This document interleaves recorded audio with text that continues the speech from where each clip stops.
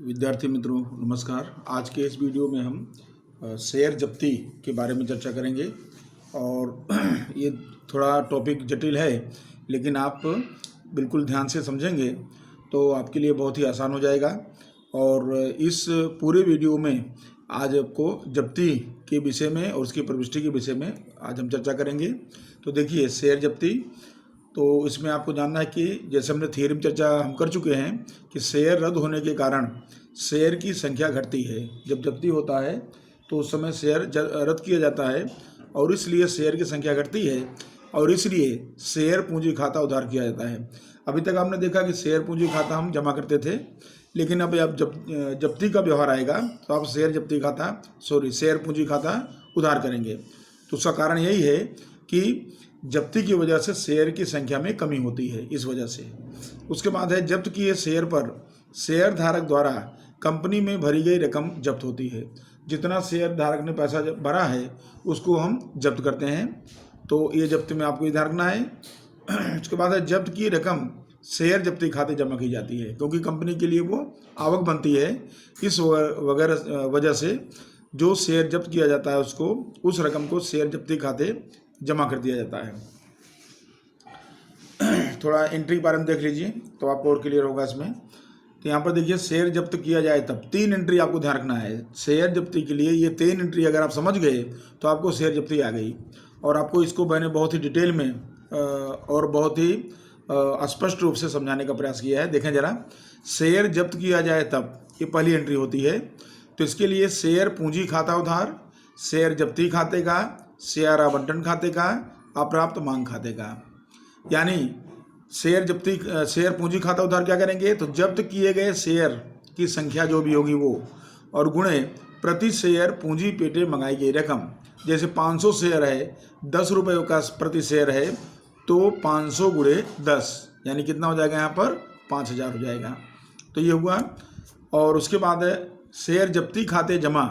इसमें क्या करेंगे हम, तो जब्त हुए शेयर प्रीमियम के बिना प्राप्त रकम। अगर प्रीमियम वाला शेयर है और उसको हम जब्त कर रहे हैं तो उस समय ध्यान रखना है कि हमको जब्ती के समय प्राप्त प्रीमियम को ध्यान में लेना नहीं है। तो आप ध्यान रखना कि प्रीमियम के बिना प्राप्त रकम आपको वो रखना है। अब जैसे मान लो 500 शेयर है और उस पर मान लो 4 रुपया मिला, तो 4 रुपया जब्त करेंगे तो 500 गुणे 4, इस तरह से आगे हम सवाल में देखेंगे। और शेयर आवंटन खाते का, अब मान लो कि शेयर धारक ने आवंटन नहीं भरा है तो बाकी हो गया हो, तो शेयर आवंटन खाता जमा कर देंगे। आवंटन के समय मंगाई रकम और नहीं, जो रकम नहीं मिली उसको गुणा कर देंगे उसमें। अप्राप्त मांग खाते का, और अगर प्रथम मांग अंतिम मांग मंगाई गई है बाकी है तो वो, यानी कि शेयर पूंजी खाता उधार पूरी जितनी मंगाई गई रकम 10 रुपया, जब्ती खाते में जितनी प्राप्त हुई वो, और उसके बाद जो नहीं मिला वो सब मिला के जमा कर देंगे। और उसके बाद जब्त किए शेयर को पुनः निर्गमित किया जाए तब। अब पुनः निर्गमित करेंगे तो उसमें आपको दिया रहता है कि शेयर को, जब्त किए गए शेयर को ₹8 के ₹5 के भाव से पुनः निर्गमित किया। तो आपको ध्यान रखना कि तब बैंक खाता उधार करना है। निर्गमित शेयर की संख्या होगी और गुणे निर्गमित शेयर के प्रति जो मूल्य होगा, 4 रुपया, 5 रुपया, 10 रुपया, जो भी भाव रखा हो वो। और शेयर जब्ती खाते उधार, अगर मान लो 10 रुपये का शेयर है और उसको 8 रुपये बेच रहे हैं तो कितना रुपया कम पड़ा, 2 रुपया। तो देखो, निर्गमित शेयर की संख्या गुणे प्रति शेयर बट्टा की रकम, यानी जो रकम कम पड़ेगी वो रकम आपको जब्ती में से एडजस्ट करना होता है। और शेयर पूंजी खाते का, तो निर्गमित शेयर की संख्या गुणे मंगाई गई या भरपाई रकम। और अंतिम में आता है शेयर जब्ती की बाकी यदि हो तो शेयर जब्ती की अगर बाकी बचे तो आपको शेयर जब्ती खाता उधार करना है, पूंजी अनामत खाते जमा करना है। रकम कौन सी आएगी, तो पहली एंट्री में जब्ती की रकम माइनस दूसरी एंट्री में जब्ती की रकम। जैसे आपने देखिए ये पहली एंट्री में जब्ती खाता आपने जमा किया है और दूसरी एंट्री में जब्ती खाता आपने उधार किया, तो दोनों जब्ती को माइनस कर लेंगे, जो रकम बचेगी वो तीसरी एंट्री में उसको रकम लिख देंगे। अब हम इसी को सवाल के द्वारा समझते हैं। तो हमारी किताब में सवाल दिया हुआ है इसके अंदर, तो ये देखिए प्रश्न नंबर 12। तो यहाँ दिया है, देखिए 10 रुपये के ऐसे 800 इक्विटी शेयर धारण करने वाले शेयर धारक ने आवंटन के 4, मांग के 3 नहीं चुकाने पर कंपनी ने उसके शेयर जब्त किए। क्या क्या उसने नहीं भरा, आवंटन नहीं भरा है और मांग के 3 रुपये नहीं भरे, तो 4 और 3 7 रुपये नहीं भरे हैं। शेयर धारक ने आवेदन के ₹3 भरे हैं, तो ये भरी गई रकम है। और जब्त हुए शेयर को प्रति शेयर 8 से पुनः प्रकाशित किया। तो आपको इतनी माहिती दिया है। तो आपको इस सवाल को हल करने के लिए सबसे पहले अपने पॉइंट बना लेंगे तो बहुत ईजी हो जाएगा। सबसे पहले हमको देखना कि शेयर की संख्या, तो कितने शेयर हैं हमने देखे 800, ये क्लियर करना है। उसके बाद हमको यहाँ 2 हेडिंग करना है, प्राप्त अप्राप्त। तो हमने देखा उसने खाली आवेदन भरा है, आवेदन कितना भरा है 3 भरा है, तो ये प्राप्त हो गया। और अप्राप्त उसने आवंटन नहीं भरा है, मांग नहीं भरा है। आवंटन कितना नहीं भरा 4, मांग कितना नहीं भरा 3, तो 4 और 3 कितना नहीं भरा 7, तो 7 रुपया अप्राप्त है। तो और कुल कितने मंगाई गई रकम 10 रुपये मंगाई गई थी, तो इस तरह 10 रुपये कुल मंगाई गई रकम हो गई। तो ये आपको ये बहुत ही ईजी है, आप इसको खाली समझेंगे कि अगर आपको अप्राप्त दिया है तो प्राप्त निकाल लो, प्राप्त दिया है तो प्राप्त निकाल लो, दोनों में से आराम से आप निकाल पाएंगे। तो ये माहिती हो गई। दूसरी माहिती देखना है कि जो शेयर पुनः निर्गमित करना है उसका मूल्य क्या रखा गया है। तो यहाँ देखिए पुनः निर्गमित मूल्य प्रति शेयर कितना रुपया बोला है, 8 में फिर से बेचना है। अब शेयर के रकम कितनी है, मूल कीमत कितनी है 10 रुपये, उसमें से कितना मांगा गया है 8, तो बचा कितना 2, इसका मतलब कि 2 रुपया बट्टा। अब 2 रुपया जो बट्टा हो गया इसको हम जो जब्ती हुई है उसमें से उसको जो है भरपाई करेंगे। अब एंट्री देखते हैं जरा। सबसे पहले शेयर पूंजी खाते उधार। तो शेयर पूंजी खाते उधार क्या करेंगे, शेयर की संख्या गुणे मंगाई गई रकम। अब आप यहाँ भी देख सकते हैं शेयर की संख्या प्रति शेयर पूंजी पेटे मंगाई गई रकम। तो आप यहाँ देख लेंगे अब क्या आ जाएगा। तो 800 शेयर है और गुणे कितना मंगाया गया है 10। तो यहाँ पर आप चाहें तो यहाँ लिख सकते हैं, यहाँ अंदर शो करना हो तो 800 गुणे 10 ऐसा आप लिख सकते हैं इसके अंदर। तो ये हो गया 8000। तो ये उधार हो गया। शेयर जब्ती खाते का, तो शेयर जब्ती खाते में क्या होता है, जो रकम भरी गई हो। पहले यहाँ देख लीजिए, शेयर जब्ती खाते में जब्त हुए शेयर पर प्रीमियम के बिना प्राप्त रकम। तो यहाँ आप देख रहे हैं कि इसमें प्रीमियम है ही नहीं, तो जब प्रीमियम नहीं है तो फिर अपने प्राप्त रकम कितनी है 3 रुपया खाली है। तो 3 रुपया मिला है और कितने शेयर हैं 800, तो 800 गुणे 3। तो यहाँ पर शेयर जब्ती खाते का 800 पर 3 रुपया उसने भरा था, वो 3 रुपया जब्त कर लिया गया। तो कितना जब्त हो जाएगा इसके अंदर, उसके हिसाब से 2400 रुपया जब्ती खाते जमा हो गया। उसके बाद है आवंटन खाते का, यानी उसने जो किस्त नहीं भरा है। तो ये देखिए जैसे आवंटन नहीं भरा है तो आवंटन के समय मंगाई गई परंतु नहीं मिली रकम। तो ये देखिए आवंटन कितना मंगाया गया था 4 रुपया मंगाया गया था, तो उसने नहीं भरा है। कितने शेयर पर 800। तो आवंटन खाते का 800 गुणे 4 और इस तरह से कितना है बाकी रहेगा 3200 रुपया। और अंतिम मांग, उसने अंतिम मांग भी नहीं भरा है, 3 रुपया नहीं भरा है 800 शेयर पर। तो 800 गुणे 3 ये बाकी है और ये रकम हो गई 2400 और आपकी पहली एंट्री कंप्लीट हो गई। तो आपको समझ में आ गया होगा कि 800 शेयर पर 10 रुपये से मंगाया गया था, तो उसको आपने शेयर पूंजी खाते उधार कर दिया। जो रकम मिली उसको आपने जब्ती खाते जमा कर दिया और जो रकम नहीं भरा गया है उसको आपने आवंटन खाते था तो आवंटन खाते जमा कर दिया, मांग खाते था तो मांग खाते जमा कर दिया। तो आप देखिए 10 रुपया यहाँ है और यहाँ देखिए 3 4 7 और 3 10, तो 10 रुपया आपका उधार है, 10 रुपया जमा हो गया।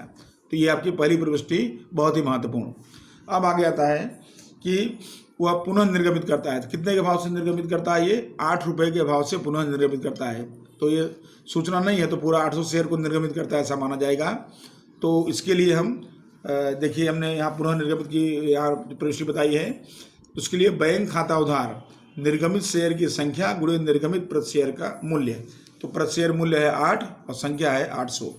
तो बैंक खाता उधार कितना हो जाएगा 800 शेयर गुणे 8 रुपया, इस तरह से हो जाएगा। तो ये हो जाएगा 6400। अब मंगाई गई रकम कितनी है 10 रुपये। आप यहाँ भी देख सकते हैं 10 रुपये है, उसमें से कितना मिला 8, तो 2 बट्टा हो गया। वो बट्टा कहाँ से एडजस्ट करेंगे हम, जो हमने ये जब्त किया है, देखिए हमने 3 रुपया जब्त किया है तो उसमें से इसको हम एडजस्ट करेंगे। तो शेयर जब्ती खाते का 800 गुणे यहाँ पर कितना हो जाएगा 2, तो ये 1600 रुपया जब्ती खाता। अब देखिए अब यहाँ पर आपका 8 रुपया में शेयर बेचा गया और 2 रुपया जब्ती में से ले लिया गया और इक्विटी शेयर पूंजी खाते का ये जो 10 रुपया था यहाँ मेंटेन हो गया। तो 800 गुणे 10 और कितना हो गया 8000। ये आपकी दूसरी एंट्री हो गई शेयर को पुनः प्रकाशित करने की। और विवरण आप लिखना यहाँ पहले हम लिखेंगे कि शेयर का मांग प्राप्त होने से ना होने से जब्त किया गया, और यहाँ लिख सकते हैं आप कि जब्त हुए शेयर को पुनः निर्गमित किया गया। संक्षिप्त विवरण आप दे सकते हैं, पूछा मांगा गया हो तो। और शेयर जब्ती, उसके बाद है तीसरी एंट्री शेयर जब्ती खाता उधार पूंजी अनामत खाते का। तो ये हमने तीसरी एंट्री यहाँ लिखा हुआ देखिए कि शेयर जब्ती की बाकी अगर बचे तो फिर उसकी एंट्री करना है, शेयर जब्ती खाता उधार कर देना है, पूंजी अनामत खाते जमा कर देना है। और यहाँ रकम कौन सी रहेगी, तो आपने जो पहली एंट्री में रकम लिखा है जब्ती की, वो उसमें से दूसरी रकम में अगर आपने जब्ती माइनस करना है तो देखिए यहाँ पर पहले में जब्ती खाते हमने कितना जमा किया है, यहाँ 2400। दूसरी एंट्री में जब्ती खाते कितना उधार किया है, यह दिया है 1600। तो आपको 2400 और माइनस 1600 ऐसा करेंगे तो कितना बचेगा 800। तो यानी जब्ती में बाकी कितनी बची 800। तो 800 रुपये आपने इसको यहाँ शेयर जब्ती खाते उधार और पूंजी अनामत खाते का ये दर्शा दिया। तो इस तरह से आप ऐसा भी कर सकते हैं कि शेयर जब्ती की जो बाकी होगी वो आप यहाँ से देख लेना है कि आपने जब्ती में प्राप्त कितना हुआ था, कंपनी को 24 रुपया प्राप्त हुआ था, उसमें से उसने उपयोग कितना कर दिया 1600 उपयोग कर दिया। तो जो बचा हुआ 800 रुपया यहाँ पर अनामत खाते उसको लेके चले गए। अब आपको ये एंट्री भी याद करने में बिल्कुल आसान हो जाएगा। शेयर पूंजी खाते उधार मंगाई गई रकम, शेयर जब्ती खाते का जो शेयर होल्डर ने रकम भरा था वो जब्त कर लिया, और आवंटन या मांग खाते जमा जो उसने नहीं भरा उसको जमा कर दिया। उसके बाद बैंक खाता उधार जितने में शेयर प्रकाशित करें, शेयर जब्ती खाता जितना कम पड़ता हो मंगाई गई रकम में वो रकम जब्ती खाते, और शेयर पूंजी खाते जो मंगाई गई रकम है वो, और अंत में अगर बाकी बचे तो शेयर जब्ती खाता उधार और पूंजी अनामत खाते का दोनों की जब्ती माइनस कर लेंगे। पहली एंट्री की जब्ती माइनस दूसरी की जब्ती। तो आपको अगर आपने ध्यान से देखा और सुना तो आपको ये पहले सवाल में ही आपको जब्ती काफ़ी कुछ क्लियर हो गया। तो ये आपकी शेयर जब्ती का हो गया सवाल। अब आगे बढ़ते हैं इसी में जब्ती पर से। तो देखिए यहाँ पर एक दूसरा सवाल है। आरके कंपनी लिमिटेड ने सुनील के प्रति 10 के ऐसे 600 शेयर जब्त किए, और सुनील ने आवेदन तथा आवंटन पेटे प्रति शेयर 5 भरे थे, जबकि प्रथम मांग और दूसरे मांग में क्रमशः 3 और 2 रुपये नहीं भरे। तो यानी 5 भरे हैं 5 नहीं भरे हैं। क्लियर हो रहा है आपको। अब देखिए शेयर कितना था 600, और फिर क्या बोलता है कि उसमें 400 शेयर 6 रुपये के भाव से पुनः प्रकाशित किए। तो यहाँ पर पूरे शेयर नहीं प्रकाशित हो रहे हैं, खाली 400 प्रकाशित हो रहे हैं 600 में से, वो भी आपको ध्यान रखना है। तो अब इसके लिए पहले कोष्ठक बना लेंगे गणना के साथ।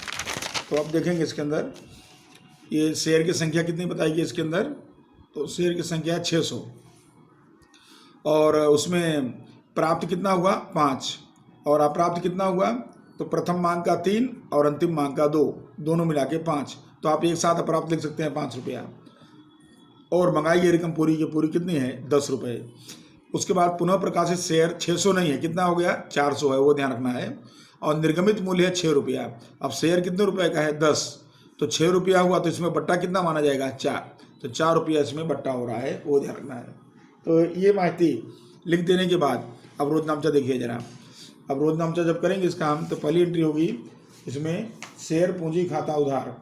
तो शेयर पूंजी खाता इसमें उधार करेंगे, और यहाँ पर देखिए 600 शेयर और 10 रुपये के भाव से। तो यहाँ पर आप चाहें तो 600 × 10 यानी कितना हो गया 6000। उसके बाद शेयर जब्ती खाते का जब्त कितना करना है, जो प्राप्त है, कितना प्राप्त है 5, तो 600 × 5 ये जब्त कर लेना है जो प्राप्ति हुई है। तो जब्ती खाते 600 × 5, और इस तरह से कितना हो जाएगा ये 3000 हो जाएगा। और उसके बाद अप्राप्त मांग खाते, तो अप्राप्त कितना हो रहा है, चाहे आप 2 एंट्री करें, प्रथम मांग खाते जमा अंतिम मांग खाते जमा, और चाहे भी इकट्ठा लिख दें अप्राप्त मांग खाते जमा 3 और 2 5 रुपया सीधा। तो 5 600 पर कितना रुपया 5 रुपया डायरेक्ट। तो आपको यहाँ पर 600 पर 5 रुपया अप्राप्त है, तो वो रकम हो जाएगी मिला करके दोनों की 3000। ये आपकी पहली एंट्री कंप्लीट हो गई, बिल्कुल आसान है। अब दूसरी एंट्री देखिए बैंक खाता उधार। अब यहाँ ध्यान देना है कि कंपनी 400 शेयर निर्गमित कर रही है, कितने के भाव से 6 के भाव से। बैंक खाते उधार 400 × 6 यानी कितना हो गया 2400। तो 2400 रुपया हो गया। और जब्ती खाते उधार, तो अब ये बट्टा कितना हो रहा है इसमें 4 रुपया, तो 400 गुणे 4 ये बट्टा हो गया, तो उसको हम जब्ती में से एडजस्ट करेंगे, तो 400 गुणे 4 ये हो गया 1600। और इक्विटी शेयर पूंजी खाते का 400 से निर्गमित हुआ तो 400, महंगाई ये रकम है 10 रुपये, और इस तरह से कितना हो गया 4000। तो ये 4000 रुपया इसके अंदर ये बता दिए आप। अब उसके बाद अंतिम एंट्री है कि शेयर जब्ती खाते उधार पूंजी अनामत खाते का। अब शेयर की जब्ती बचे तो अब आपको यहाँ ध्यान रखना है, अगर जो है शेयर की संख्या और निर्गमित शेयर, पुनः निर्गमित शेयर की संख्या दोनों डिफरेंट है, तो आपको गणना करनी पड़ेगी, क्योंकि आपने जो पहली एंट्री में जब्ती किया है वो जब्ती कितने शेयर पर है 600 शेयर पर है, और दूसरी एंट्री में आपने जो जब्ती बताया है वो कितने शेयर पर है 400 शेयर पर है। तो ये देखिए डिफरेंट हो गया, यहाँ पर सेम नहीं है, तो फिर गणना करेंगे इसके लिए, ये समझिए जरा इसको। तो हम ऐसा करेंगे 600 शेयर पर जब्ती बराबर, यहाँ देखिए जब्ती हमने कितना किया था 600 शेयर पर 3000 किया था, तो 600 शेयर पर जब्ती बराबर 3000, इसलिए 400 शेयर पर जब्ती बराबर कितना, क्योंकि हम 400 निर्गमित कर रहे हैं, तो 400 गुणे 3000 बटे 600 यानी कितना हुआ 2000। तो यानी जो हम जब्ती ध्यान में लेंगे 3000 नहीं लेंगे, कितना ध्यान में लेंगे 2000 लेंगे। अब पूंजी अनामत की बाकी निकालेंगे, तो हमारे पास जब्ती कितनी है 2000, उसमें से निर्गमित के समय जब्ती कितनी हमने उपयोग किया, तो निर्गमित के समय हमने उपयोग किया उसमें से ये 1600 उपयोग किया, तो 1600 उपयोग किया तो माइनस कर देंगे, तो 1600 और 2000 माइनस 1600 करेंगे कितना आएगा 400, तो यहाँ पर बाकी कितनी बचेगी 400। ये आपको खास ध्यान रखना है, जब आपको देखना है कि निर्गमित शेयर कम हो तो ऐसी कंडीशन में आपको ये गणना करना है, और नहीं तो आप क्या करेंगे, अगर आप 3000 में से सीधा 1600 घटा देंगे तो आपका उत्तर डिफरेंट हो जाएगा। तो आपको 3000 में से कब घटाना है कि जब 600 से यहाँ निर्गमित किया जाए, तो यहाँ 600 में से केवल कितना निर्गमित हो रहा है 400, तो उसकी गणना करके हम इसको करेंगे। तो आपको इस तरह से गणना करके हल करना है। तो आपका ये सवाल दूसरा हो गया। आगे बढ़ते हैं, इसके बाद सवाल नंबर 3। तीसरे में है 10 के ऐसे 3000 इक्विटी शेयर धारण करने वाले शेयर धारक ने आवेदन के समय प्रति 13 रुपया, जिसमें 10 रुपया प्रीमियम के साथ, और आवंटन के समय 13 जिसमें 10 रुपया प्रीमियम है चुकाए हैं।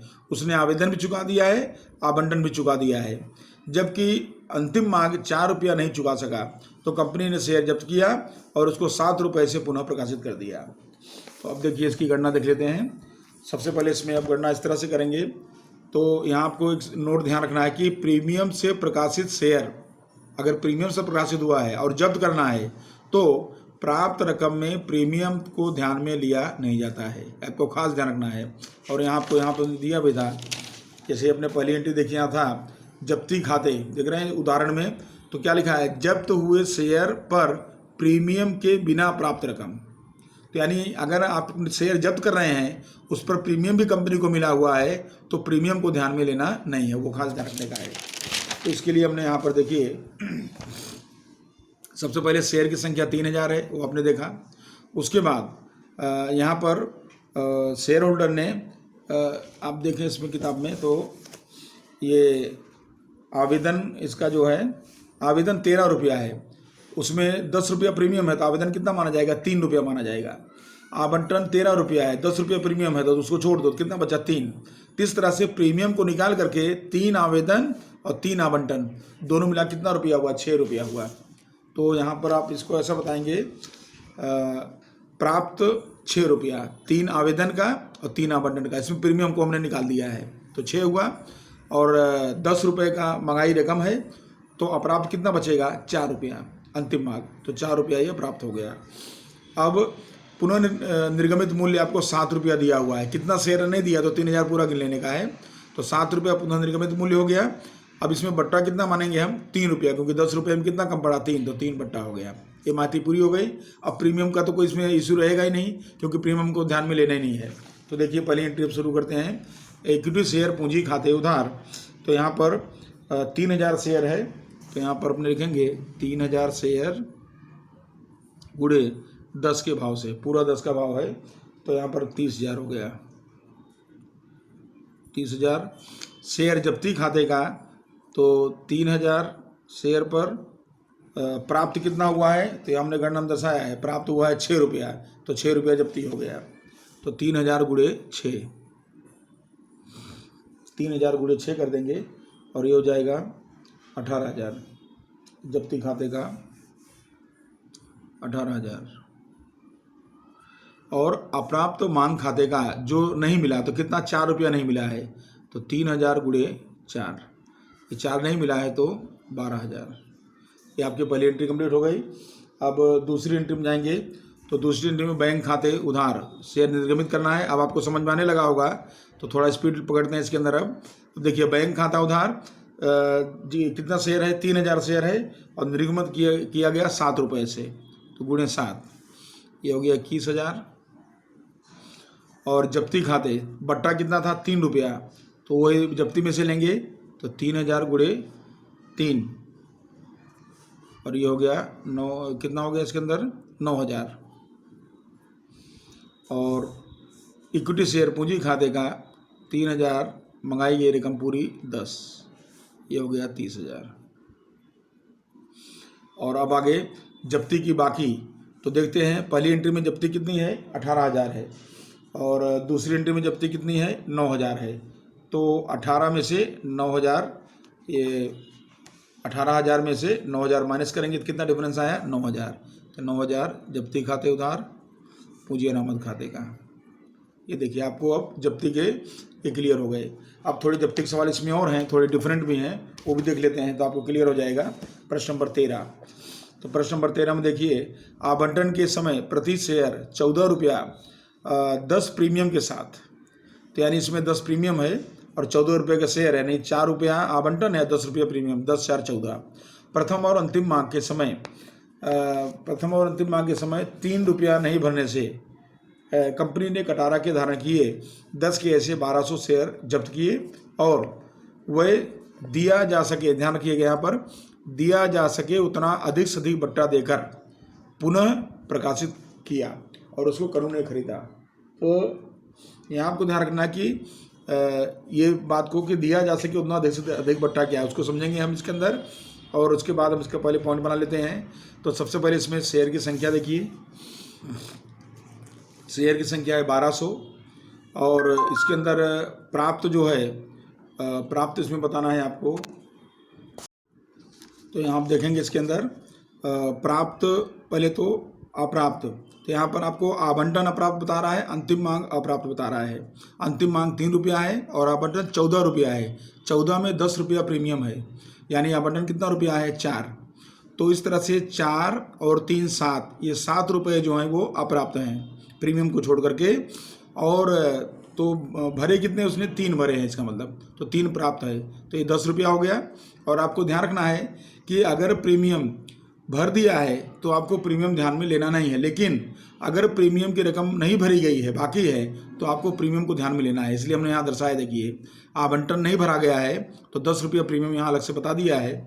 और यहाँ भी देखिए मंगाई गई रकम में 10 रुपया उसकी मंगाई गई रकम है और 10 रुपया प्रीमियम बाकी है, उसको भी हमको दर्शाना है।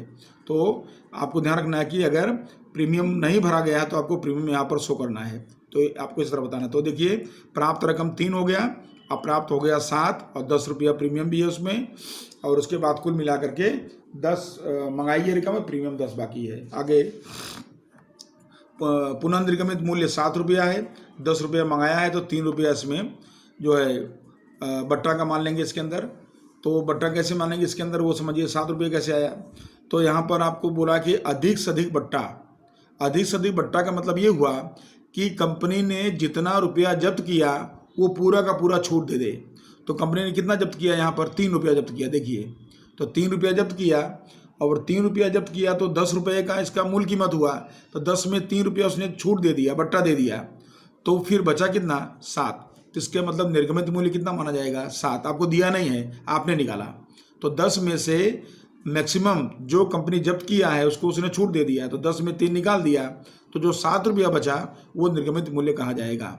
और इसी को कहते हैं अधिक से अधिक बट्टा। तो अधिक से अधिक बट्टा का मतलब हुआ कंपनी द्वारा जब्त किए गए शेयर पर जो रकम जब्त की जाए उसको पूरा का पूरा बट्टा के रूप में छूट के रूप में दे दिया जाए तो वो अधिक से अधिक बट्टा है। तो कंपनी 3 रुपया अधिक से अधिक बट्टा दे सकती है क्योंकि उसने 3 रुपया ही जब्त किया है, इससे ज़्यादा नहीं। तो अब ये आपको इतना क्लियर हो गया। अब ये देखिए, अब सवाल करते हैं इसके अंदर शेयर पूंजी खाता उधार। पहले तो इसमें शेयर पूंजी खाता उधार करेंगे, 1200 गुणे 10 हो जाएगा। शेयर की संख्या 1200 गुणे 10 और इस तरह से ये हो गया 12,000। और यहाँ प्रीमियम आपको बताना है, तो आपको ध्यान रखना है कि प्रीमियम भरा नहीं गया है तो प्रीमियम अब तक आप जमा करते थे, लेकिन अब क्या करेंगे, आप उसको उधार करेंगे क्योंकि पूंजी आपने उधार किया है तो प्रीमियम भी साथ में उधार होगा। तो प्रतिभूति प्रीमियम खाते उधार और अमाउंट वही रहेगी 1200 शेयर पर कितना प्रीमियम 10 रुपया, 12,000 हो गया। और उसके बाद यहाँ 12,000 और शेयर जब्ती खाते का, तो शेयर जब्ती खाते में जब्त कितना किया वो लिखना है आपको। तो यहाँ 1200 शेयर पर कितना जब्त हुआ है 3 रुपया, तो 3 रुपया जब्त हुआ है तो ये 3600 रुपया हो गया।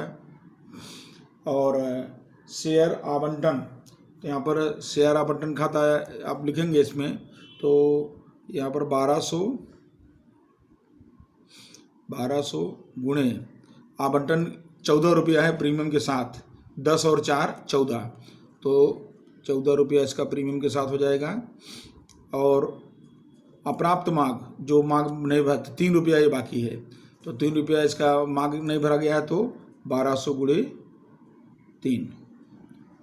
तो इस तरह से ये दोनों मिला के अप्राप्त हो गए जो नहीं भरे गए हैं। अगर आप कहें तो डायरेक्ट यहाँ पर कितना हो जाएगा 20,400। दोनों को जोड़ के आप डायरेक्ट लिख सकते हैं या अलग अलग लिख सकते हैं, 1200 गुणे 14 कर दें, 1200 गुणे 3 कर दें बराबर, या इकट्ठा करके 20,400 अप्राप्त मांग के रूप में दर्शा सकते हैं। तो ये हो गया पहली एंट्री। अब बैंक खाते पुनः निर्गमित करेंगे, तो यहाँ पर बैंक खाता उधार आपने कीमत निकाला है 7 रुपया, तो 1200 गुणे 7, 1200 गुणे 7 यहाँ हो जाएगा 8,400।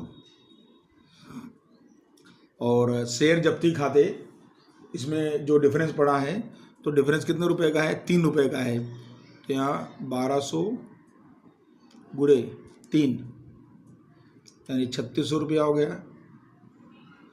और शेयर पूंजी खाते यहाँ जमा करेंगे, पूरी कीमत है 1200 गुणे 10 यानी 12,000। तो आप देखेंगे इसके अंदर ये एंट्री हो गई।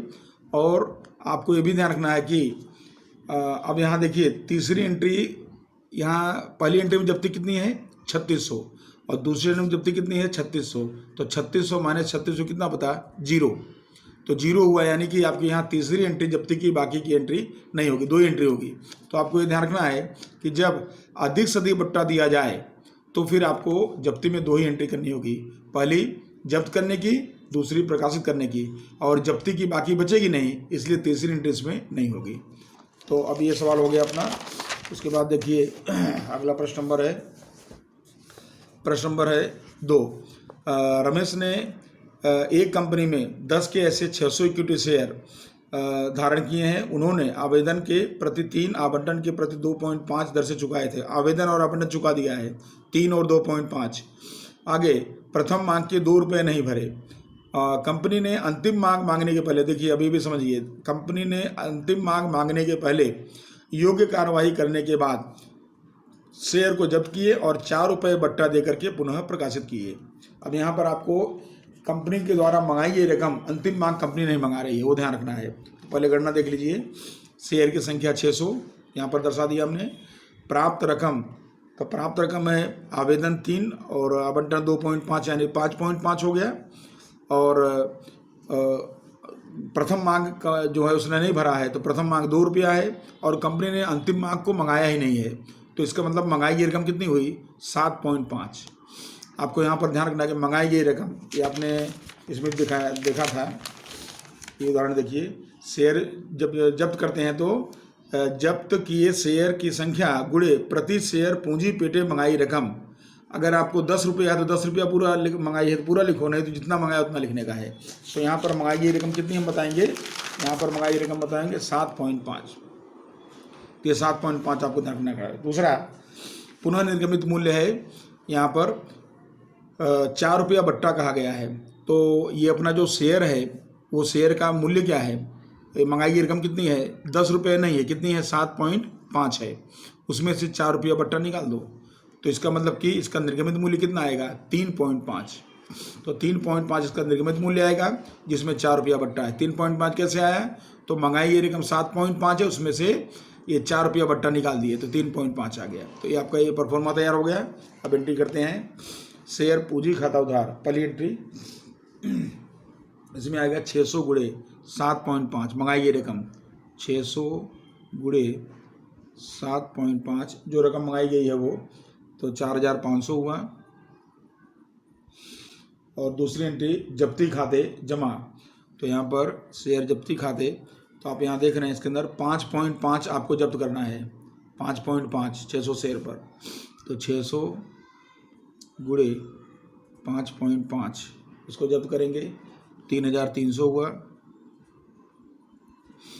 और प्रथम मांग खाली नहीं भरा गया है, तो बाकी हफ्ता या प्रथम मांग हो गया, तो 600 गुणे 2 यानी ये 1200 हो गया। उसके बाद पुनर्निर्गमित करेंगे, तो आपने गणना कर लिया, पुनर्निर्गमित की मूल्य कितना निकाल लिया, 3.5 और 4 रुपया बट्टा जो जब्ती में से आप एडजस्ट करेंगे। तो यहाँ पर बैंक खाता उधार 600 गुणे 3.5, 3.5 में भी इसको बेचना है, 2,100 हुआ। जब्ती खाते जो रकम बट्टा के रूप में है वो 4 रुपया है, 2,400 रुपया हुआ। और शेयर पूंजी खाते का 7.5, क्योंकि इसकी महंगाई रकम 7.5 है, तो 600 गुणे 7.5 और इस तरह से हो गया ये 4,500। और अंत में जब्ती की बाकी जैसे आप करते हैं, यहाँ देखिए 33 रुपया यहाँ पर है जब्ती, और दूसरी एंट्री में जब्ती है 2,400, तो दोनों का अंतर निकालेंगे तो 900 रुपया आएगा। तो जैसे जब्ती खाते उधार 900 और पूंजी अनामत खाते 900, ये आपका सवाल कंप्लीट हो गया। और इसके बाद अब एक प्रश्न और इसका जब्ती का है, वो भी देख लेते हैं, थोड़ा डिफरेंट है और लास्ट है ये जब्ती का। तो यहाँ पर देखिए एक कंपनी ने प्रत्येक 100 के ऐसे, यहाँ 100 रुपये का शेयर है, ऐसे 20% प्रीमियम से निर्गमित किया, यानी कि 20 रुपया प्रीमियम हो जाएगा इसके अंदर। 400 शेयर निर्गमित किए, इन शेयरों पर 80 रुपया प्रीमियम के साथ मंगाए थे, यानी 60 रुपया प्रीमियम है, 20 रुपया प्रीमियम है, तो 60 रुपया मंगाया कंपनी ने, 60 + 20 यानी 80 मंगाया है। इन शेयरों पर आवंटन के समय शेयर प्रति 50 प्रीमियम के साथ नहीं मिला है, यहाँ पर प्रीमियम के साथ नहीं मिला है वो बताया है। तो इसका मतलब इस 50 रुपये में प्रीमियम 20 है, तो 30 रुपया, 30 + 20 यानी 50 नहीं मिला है। प्रथम और अंतिम मांग मांगने के पहले कंपनी ने जब्त भी कर लिए, यहाँ पर प्रथम और अंतिम मांग नहीं मंगाई गई है। ये शेयर संपूर्ण भरपाई, अब देखिए इसको संपूर्ण भरपाई के रूप में, ये भी ध्यान रखना है आपको, इसके पहले वाले सवाल में ऐसा नहीं था, लेकिन यहाँ दिया है कि संपूर्ण भरपाई के रूप में आपको प्रथम और अंतिम मांग मांगने के पहले 36,000 में पुनः प्रकाशित कर देना है। तो यानी ये जो शेयर ऊपर वाला था उसको हमने 7.5 में ही निर्गमित किया, इसको निर्गमित करेंगे पूरे 100 रुपये में, क्योंकि इसको संपूर्ण भरपाई के रूप में करना है इसलिए। तो देखते पहले करना इसकी शेयर की संख्या 400। अब देखिए यहाँ पर उसने जो नहीं भरा है 50 रुपया नहीं भरा है, तो 50 रुपया नहीं भरा है, तो उसमें 20 प्रीमियम है और 30 रुपया उसका जो है आवंटन की रकम है, तो 30 और 20 यानी 50 जो है नहीं भरा है, और 30 रुपया प्राप्त। अब उसमें बोला है कि 80 रुपया प्रीमियम सहित मंगाया है, तो 80 रुपया मंगाया, तो 60 और 20 80 रुपया हुआ, 60 रुपया हफ्ते का मंगाया है और 20 रुपया प्रीमियम का मंगाया है। तो इस तरह से 50 रुपया जो नहीं भरा गया है उसको अगर हम अलग करेंगे, तो यहाँ पर देखिए प्रीमियम छोड़ के 30 हुआ, तो 30 ये और 30 ये 60 है, तो 30 यहाँ होना चाहिए, इसका मतलब ये 30 रुपया जो है प्रति शेयर ये भरा गया है, ऐसा मानेंगे हम, क्योंकि 30 नहीं भरा गया है, 60 में से 30 नहीं भरा गया है, तो 30 भरा गया है, और 20 रुपये प्रीमियम ने अलग बता दिया। इस तरह आप देखें कि 80 रुपया प्रीमियम सहित मंगाया गया है, इसको आपको समझना है। और दूसरा पुनर्निर्गमित मूल्य यहाँ 90 रुपया दिया गया है, तो 90 रुपया कैसे दिया गया, तो आपकी किताब में दिया 36,000 में पूरा बेचा, तो कितने शेयर को हैं 400, तो 36,000 में 400 का भाग देंगे तो प्रति शेयर कीमत कितना आया, 90 रुपया आ गया। अब शेयर पूर्ण भरपाई है, इसलिए 10 रुपया बट्टा माना जाएगा, क्योंकि 100 रुपया पूरा करना है। तो ये पूर्ण भरपाई मूल्य कितना माना जाएगा? 100 रुपया। एंट्री देखिए, शेयर पूंजी खाता उधार, इसमें करेंगे पहले तो शेयर पूंजी खाते 400 गुणे 60, तो यहाँ पर हो जाएगा रकम 24,000। ये मंगाई ये रकम देखिए 60 रुपया ये आपने मंगाया गया है यहाँ पर, तो 60 रुपया ही हुआ, और 20 रुपया प्रीमियम भी है जो नहीं भरा गया है। तो प्रतिभूति प्रीमियम खाते उधार 400 गुणे 20, उसको बता देंगे, ये हो गया 8,000। और जब्ती खाते का, तो शेयर जब्ती खाते का यहाँ पर जब्त करेंगे 400 पर, जब्ती 30 रुपया है इसके अंदर, तो गुणे 30, जब्ती खाते का 12,000 हो गया। और आवंटन जो नहीं मिला है उसकी रकम लिख देंगे प्रीमियम के साथ, तो शेयर आवंटन खाते का या बाकी हफ्ता भी लिख सकते हैं, तो 400 गुणे 50 यानी हो गया 20,000। तो आपका ये जो है पहली एंट्री कंप्लीट हो गई। अब दूसरी, बैंक खाता उधार, जो बैंक इसको बेचना है तो 90 रुपये इसकी कीमत हो रही है बेचने के लिए, आपको कुल 36,000 कीमत दिया हुआ है। तो बैंक खाता उधार आप चाहें तो यहाँ लिख सकते हैं 400 पर 90 रुपया, अच्छा लिख सकते हैं। और आपकी किताब में ये दिया है 36,000 दिया है, उसने 36,000 में शेयर को बेचा, और जब्ती खाते 10 रुपया कम पड़ता है, तो 400 गुणे 10, क्योंकि भरपाई पूरा करना है 100 रुपये से, तो यानी ये हो गया 4,000। और इक्विटी शेयर पूंजी खाते का, अब इसमें पूंजी जो मंगाई गई थी वो पूंजी तो वास्तव में कितनी मंगाई गई थी? 60 रुपये ही मंगाई गई थी, तो 400 गुणे 60 जो मंगाई गई थी वो, यानी कितना मंगाई गई थी? 24,000। और जो 100 रुपये हमने भरपाई किया उसमें 60 में हमने 40 रुपये एडवांस ले लिया, तो क्या हुआ? अग्रिम प्राप्त मांग खाते का, ऐसा लिख सकते हैं आप, 400 गुणे 40 ये एडवांस ले लिया, तो ये हो गया कुल मिलाकर के 16,000। उसके बाद अंतिम एंट्री दोनों का जब्ती, यहाँ जब्ती आप देख पा रहे हैं कितना है इसके अंदर? 12,000। और यहाँ जब्ती है आपकी इसके अंदर दूसरी एंट्री में जब्ती है 4,000, दोनों का डिफरेंस निकालेंगे 8,000। तो शेयर जब्ती खाते उधार 8,000 और पूंजी अनामत खाते का 8,000। तो इस तरह से ये आपके जब्ती के सारे प्रश्न कंप्लीट हो गए। अब आप लोग अच्छी तरह से प्रैक्टिस करके और इन प्रश्नों को करेंगे तो आपको जब्ती में कोई समस्या रहे ऐसा मुझे लगता नहीं है।